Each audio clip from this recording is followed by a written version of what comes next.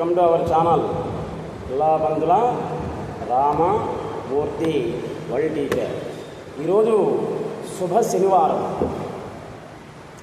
వెంకటేశ్వర స్వామి యొక్క నిజస్వరూపాన్ని గురించి మనం ఇప్పుడు చెప్పుకుంటున్నాం.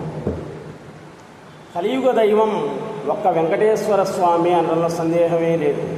అయితే అన్య మతస్థులు చాలామంది మా దేవుడు గొప్ప, మా దేవుడు గొప్ప, మా దేవుడు తప్ప ఇంకెవ్వరు లేరని డబ్బాలు కొట్టుకుంటున్నారు. అసలు మా దేవుడు అనేటువంటిది లేదు ఇక్కడ. నువ్వే దేవుడివి. అహం బ్రహ్మాస్మి, నీవే దేవుడివి. నీలో ఉన్నటువంటి దైవశక్తిని తెలుసుకునేంత వరకు మసీదులకు పోవాల్సిందే, నమాజ్ చేయాల్సిందే, చర్చిలకు పోవాల్సిందే, ప్రార్థనలు చేయాల్సిందే, దేవాలయాలకు పోవాల్సిందే, హోమాలు జపాలు తపాలు ఇవన్నీ కూడా చేయాల్సిందే. వెంకటేశ సమంస్థానం బ్రహ్మాండే నాస్తికించన, వెంకటేశ సమోదేవో కలియుగే నాస్తికించన అని అన్నారు. అసలు ఎవరి వెంకటేశ్వర్లు?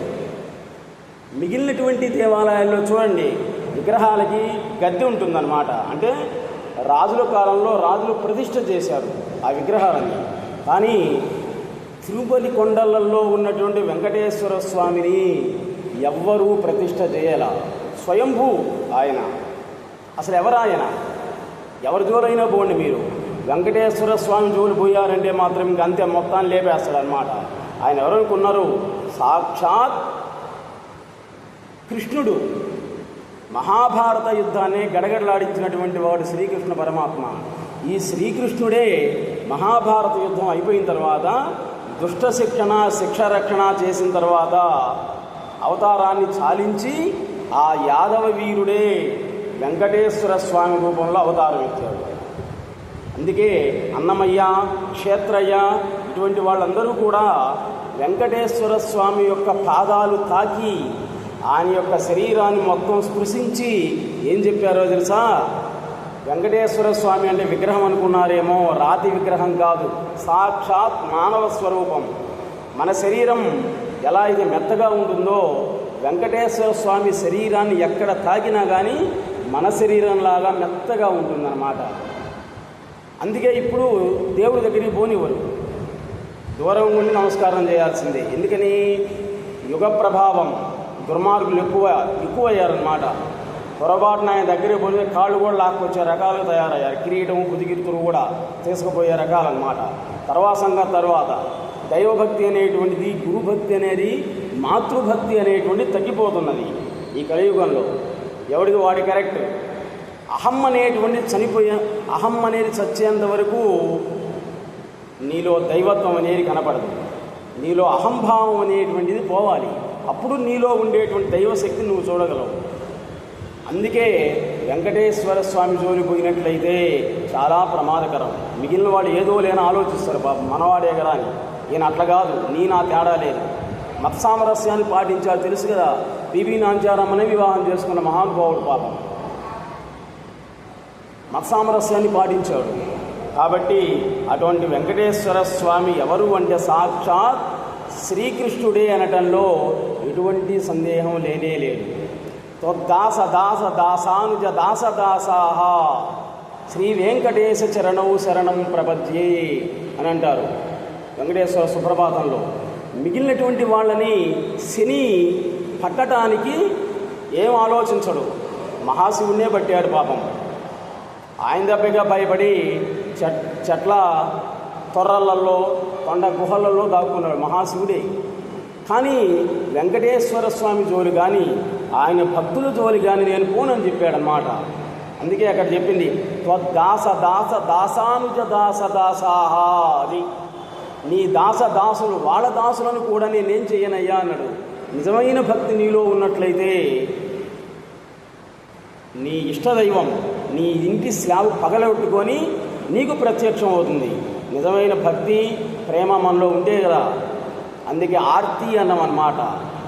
ఆర్తి అనేటువంటి దాన్ని పెట్టుబడిగా పెట్టినట్లయితే నువ్వు తప్పనిసరిగా దైవ సాక్షాత్కారం కలుగుతుంది నీకు. వెంకటేశ్వర స్వామి చూసి ఆయనతో మాట్లాడినటువంటి వాళ్ళు ఎంతోమంది ఉన్నారు ఈ కలియుగంలోనే. మలయాళ స్వామి వెంకటేశ్వర స్వామి 12 సంవత్సరాలు భయంకరమైనటువంటి ఆ కొండ గుహలలో తపస్సు చేసి వెంకటేశ్వర స్వామి నిజస్వరూపం చూశారు. అందరూ కూడా ఆయన కోసం పైకి ఎక్కుతున్నాడు, 7 కొండల పైకి. కానీ ఆయన 7 కొండలు దిగి వచ్చాడనమాట ఈ మలయాళ స్వామి దగ్గరికి. వేలప్ప అసలు పేరు. ఇప్పటికి కూడా చెప్తారు అక్కడ కేరళలో మీరు వెళ్ళినట్లయితే అన్నమాట. వాళ్ళ వంశీయులు ఇప్పటికి కూడా జీవించే ఉన్నారు. స్వామి నువ్వు ఎవరి కోసం తపస్సు చేస్తున్నావు అనుకున్నాడు. ఏం మాట్లాడలే ఆయన మలయాళ స్వామి. చిట్టచివరికి నీవెవరి కోసం అయితే నేను వాడిని అని చెప్పాడు. మా చిన్న పిల్లవాడు 4-5 సంవత్సరాల పిల్లవాళ్ళలాగా వచ్చాడు. నామాలు పెట్టాడు. దిగంబరుడు అనమాట. బట్టలేం, చిన్నపిల్లలు కదా, బట్టలేమి లేవు. నీకోసం నేను వచ్చాను అన్నాడు అనమాట. అయినా నమ్మలే. అప్పుడు నిజ స్వరూపం చూపించాడు శ్రీకృష్ణ పరమాత్మ. కాబట్టి వెంకటేశ్వర స్వామి సాక్షాత్ కృష్ణుడే అనడానికి ఆధారాలు చాలా ఉన్నాయి. ఆయన జోలిపోయినటువంటి వాళ్ళు ఇంతకుముందు చాలామంది కూడా చాలా ఇబ్బందులు పడ్డారు. ఇబ్బందులు పట్టడం కాదు, అసలు పూర్తిగా లేపేశాడు అనమాట ఆయన. చెప్పాం కదా, మిగిలిన వాళ్ళు ఇది ఆలోచిస్తారు, ఈయన ఏం ఆలోచించాడు అనమాట. తెలిసి తప్పు చేసినట్లయితే ఇంతే. ఇంకా పొరపాట్లు వేరు, తప్పులు వేరు. తెలియకుండా చేసేటువంటి పొరపాట్లు, తెలిసి చేసే తప్పులు అనమాట. వెంకటేశ్వర స్వామిని గురించి ఫారినర్స్ కొంతమంది నాస్తికులు వాళ్ళు ఏం చేశారంటే ఒక సినిమానే తీశారు. ఇంతకుముందు పేపర్లకు టీవీలకు కూడా వచ్చింది. చాలా అంటే వెంకటేశ్వర స్వామి విగ్రహం మీదకి ఎక్కి ఆ కిరీటం తీస్తున్నట్లుగా నాస్తికత్వం కదా వాళ్ళు. వెంటనే మొత్తం కూడా కాలిపోయిందనమాట సినిమా స్టార్ట్ అవగానే. 7 కొండల వాడు కాదు వెంకటేశ్వర స్వామి, 7 కొండలే వెంకటేశ్వర స్వామి. ఆయనే ఆ రూపంలో ఉన్నాడనమాట. కాబట్టి మీరందరూ కూడా తిరుమల పుణ్యక్షేత్రాన్ని దర్శించి తరించండి. తిరుమల చూడనటువంటి వాళ్ళందరూ కూడా ప్రపంచంలో ఎవ్వరు లేరు. మరి ఇన్ని వేలు లక్షలు ఖర్చు పెట్టుకుని ఎందుకు పోతున్నారు అక్కడికి? అక్కడ ఏదో ఉంది. జగద్గురు ఆదిశంకరాచార్యుని మహానుభావుడు శ్రీచక్రాన్ని ప్రతిష్ఠించాడు. చాలా క్షేత్రాల్లో అష్టాదశ శక్తిపీఠాలలో కూడా అక్కడ కూడా ప్రతిష్ఠించాడు శ్రీచక్రాన్ని. కాబట్టి యంత్ర మంత్ర ప్రభావం అనేటువంటి తప్పనిసరిగా ఉంటుంది. కాబట్టి మీకు చెప్పేది ఏంటంటే ఈ ఛానల్ ద్వారా వెంకటేశ్వర స్వామిని తక్కువగా చూడొద్దు. ఆయన సాక్షాత్ మానవ శరీరమే అని ఇంతకుముందు ఎంతోమంది చెప్పారనమాట. పాదాలు తాకి స్పృశించినటువంటి వాళ్ళు చెప్పారు, ఆయనలో మాట్లాడినటువంటి వాళ్ళు చెప్పారు. కాబట్టి శ్రీకృష్ణుడు దుష్ట శిక్షణ చేయడానికే ఈ యుగంలో వెంకటేశ్వరుడిగా జన్మించాడు అనటంలో సందేహమే లేదు. కాబట్టి అందరూ కూడా తిరుమలలో ఉండేటువంటి వెంకటేశ్వర స్వామిని దర్శించి తరించండి. నెక్స్ట్ ఎపిసోడ్లో మళ్ళీ కలుసుకుందాం. అంతవరకు సెలవు. నమస్తే. Please subscribe our channel Ullapantula Ramamurthy world teacher.